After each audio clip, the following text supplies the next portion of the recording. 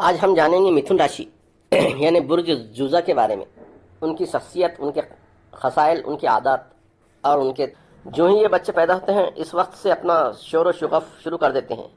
یہی ان کی فطرت کا خاصہ ہوتا ہے۔ ان کے دماغ میں سکون قطعی نہیں ہوتا، اضطرار اور بے قراری کے ساتھ رونا دھونا، تڑپنا، کچھ مسانہ ان کی عادت ہوتی ہے، مگر حساس ہوتے ہیں۔ فوراً کسی آواز کی طرف متوجہ ہونا، غور و خوض سے آواز سننا۔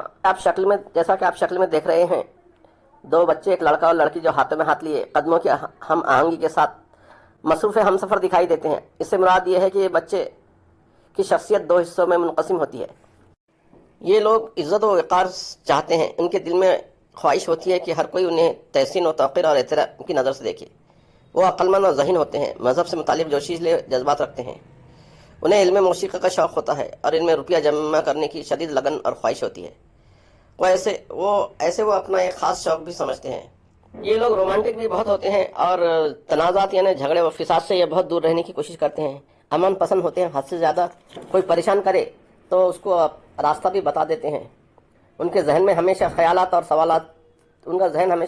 سوالات سے بھرا ہوتا ہے۔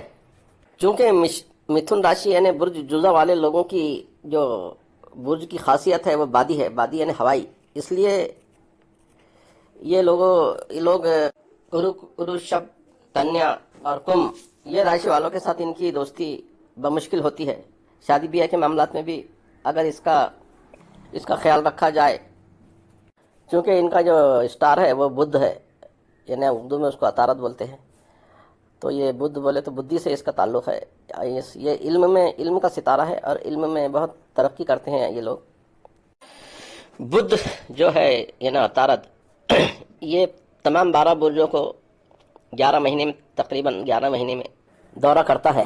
اور جب یہ برج سمبلا یعنی کنیا راشی میں کے 15ویں ڈگری پر پہنچتا ہے تو اسے شرف ہوتا ہے، یعنی یہ بہت پاورفل رہتا ہے اس وقت۔